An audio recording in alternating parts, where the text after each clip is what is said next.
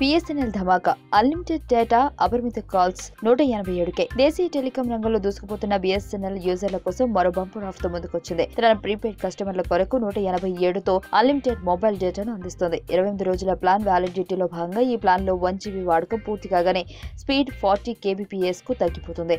డేటాతో పాటు కస్టమర్లకు అన్లిమిటెడ్ లోకల్ STD కాల్స్ లభిస్తాయి.